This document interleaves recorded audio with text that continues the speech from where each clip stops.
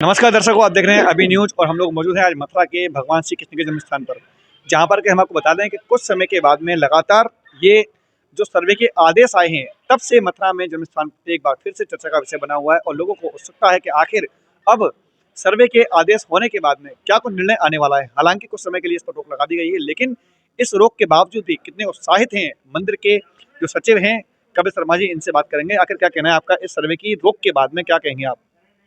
देखिए, ये एक न्यायिक प्रक्रिया है। जी। इसमें विभिन्न आदेश होंगे, अन्य पक्ष जाके अपना बिंदु रखेंगे, तो इसको तो हमको एक सामान्य प्रक्रिया के रूप में देखना चाहिए। जहाँ तक भगवान श्री कृष्ण के पुण्य प्राकट्य भूमि पर, संपूर्ण भूखंड पर लाला का भव्य मंदिर बने, ठाकुर जी का भव्य मंदिर बने, ऐसी करोड़ों करोड़ सनातन धर्मावलंबियों की इच्छाएं और भावनाएं। अयोध्या में श्री रामलला विराजमान हो गए, भव्य और दिव्य मंदिर का कार्य अपने पूर्णता की ओर है। काशी में बाबा स्वयं प्रकट हो गए। श्रद्धालुओं को विश्वास है, एक उत्साह है। जिस प्रकार की धर्म निरपेक्ष सरकार इस समय केंद्र और प्रदेश में है, इसलिए हिंदुओं को, सनातन धर्मावलंबियों को विश्वास है कि अब तुष्टीकरण की राजनीति नहीं चलेगी, वोट की राजनीति नहीं चलेगी।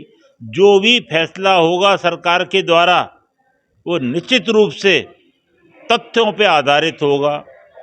उसमें किसी व्यक्ति अथवा वर्ग विशेष का तुष्टीकरण नहीं होगा। इसलिए हमें सबको विश्वास है, भगवान श्री कृष्ण के भक्तों को विश्वास है कि भगवान श्री कृष्ण की जन्मभूमि का भव्य और दिव्य विस्तार होगा और धर्म की पताका भगवा जो है संपूर्ण परिसर में लहराएगा। अगर बात की जाए तो कुछ हिंदूवादी संगठनों का ये भी कहना है कि जो अमीन सर्वे के जो आदेश हैं उनको इसलिए रोका जा रहा है, जो प्रतिपक्ष है उनके द्वारा, कि उनको डर है कहीं भेद ना खुल जाए। क्योंकि कहा जा रहा है कि शाही ईदगाह मंदिर के जो मस्जिद है उसके अंदर जो वहाँ पर जो उल्लेख किए जा रहे थे, जो वहाँ पर कुछ चीज़ें ऐसी विद्यमान हैं जो कि उल्टी कर दी गई थी, वहाँ पर जो चित्र बनाए गए थे वो भी उल्टे कर दिए गए हैं ताकि किसी को पहचान ना हो। क्या कहेंगे इस बारे में भी? देखिए, शाही ईदगाह जिस इमारत को आप कह रहे हैं, वो भगवान श्री कृष्ण के पुण्य प्राकट्य भूमि पर स्थित है, इसमें किसी को संदेह नहीं होना चाहिए जी। जहाँ तक मथुरा का विषय है, ये बड़ा विचित्र अलग है। अगर आप मथुरा संग्रहालय में जाके देखें तो आप देखेंगे कि अगर मथुरा संग्रहालय में कृष्ण जन्मभूमि से प्राप्त मूर्तियों को एक बार अलग कर दिया जाए तो संग्रहालय वैभवहीन हो जाएगा। परिसर में जहां आप देखेंगे वहां पर आपको भगवान श्री कृष्ण की जन्मभूमि के प्रमाण प्रत्यक्ष में दिखाई देंगे। इसलिए सुरक्षा की चाक चौबंद व्यवस्था है। रेड जोन में सीआरपीएफ लगी हुई है, यूपी पुलिस लगी हुई है, पीएसी लगी हुई है।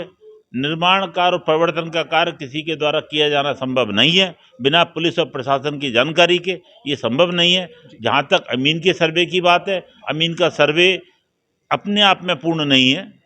हमारी तो इच्छा है कि जिस प्रकार काशी विश्वनाथ में ज्ञान वापी में सर्वे हुआ, पूर्ण सर्वे हो, एएसआई के माध्यम से हो, विशेषज्ञों के द्वारा हो, तभी इसमें से जिन तथ्यों को न्यायालय जानना चाहता है वे प्रकट होंगे। यदि बात की है जन्मस्थान परिसर की ओर से आपके द्वारा कही जाने वाली बातों की, तो आप क्या कहना चाहेंगे कि आखिर शाही ईदगाह के अंदर ऐसे कौन से प्रमाण मिल सकते हैं जिससे कि ये सामने आ सके कि आखिर वास्तव में इन दीवारों के अंदर भी जो भगवान श्री कृष्ण का जन्मस्थान है वो छुपा हुआ है कहीं पर?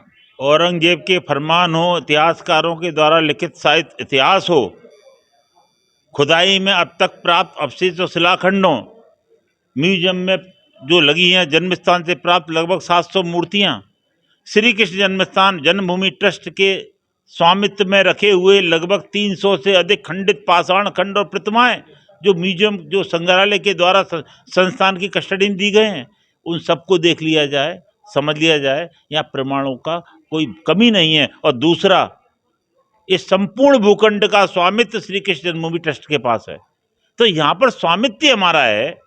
और जो आज तक कभी वो कभी चैलेंज नहीं हुआ, चैलेंज हुआ तो कभी माना नहीं गया। जब हमारे साहब स्वामित्व आज तक हमारे पास है तो इसमें वो विवाद नहीं है जो काशी अथवा अयोध्या में था।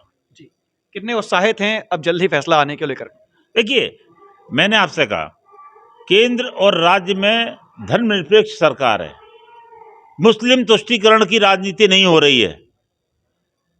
तो हमें विश्वास है कि न्यायालय जन भावनाओं को समझेंगे और निरंतर केंद्र सरकार और न्यायालय के सुप्रीम कोर्ट के चीफ न्यायाधीश के द्वारा भी, महोदय के द्वारा कहा गया है कि विलंब में न्याय नहीं होना चाहिए, सभी केसों का त्वरित निस्तारण होना चाहिए। तो ये तो अति महत्वपूर्ण विषय है, करोड़ों करोड़ सनातन धर्मावलंबियों की भावना से जुड़ा विषय है और बहुत ही विशिष्ट विषय है। तो जिस प्रकार माननीय उच्चतम न्यायालय, विधि मंत्री हमारे भारत सरकार के, सबका ये कहना है कि केसों का निर्धारण शीघ्र होना चाहिए, निस्तारण शीघ्र होना चाहिए, हमें विश्वास है इस केस का भी निस्तारण शीघ्र होगा। तो देखा दर्शकों आपने किस प्रकार से सिख जन्म स्थान के जो सचिव हैं कपिल शर्मा, उनके द्वारा कहा गया कि जिस प्रकार से पुराने अगर बात किया है तथ्यों की या उल्लेखों की, अगर उसको ही आधार मान लिया जाए तो भी ये स्पष्ट हो जाएगा कि यहाँ पर कभी भगवान श्री कृष्ण का जन्म स्थान शुरू से ही रहा है और उसी स्थान पर कब्जा करके शाही ईदगाह बनाई गई है। अब देखना होगा कि कितनी जल्दी न्यायालय इस विषय में अपना निर्णय सुनाती है और कितनी जल्दी इस पर फैसला आता है। फिलहाल के लिए इतना ही। मैं अपने सहयोगी पवन आनंद के साथ गोपाल चतुर्वेदी, अभी न्यूज। NABS द्वारा प्रमाणित मथुरा का पहला होलमियम लेजर सुविधा युक्त Rohit kidney and stone hospital, जहां होता है गुर्दे और गाल ब्लेंडर से जुड़ी हर समस्या का दूरबीन द्वारा इलाज, प्रोस्टेट पेशाब संबंधी समस्याओं का उचित इलाज, हर्निया, अपेंडिक्स एंड सेक्स संबंधित समस्याओं का विश्वसनीय इलाज। साथ ही हमारे यहाँ हेल्थ इंश्योरेंस सहयोगी के रूप में मौजूद है। Star Health insurance, ICICI Lombard, Max Bupa health insurance और कैशलेस सुविधाओं के साथ आयुष्मान कार्ड के तहत फ्री ऑपरेशन की सुविधाएं मौजूद। गोवर्धन चौराहे के पास, दिल्ली आगरा हाईवे, मथुरा।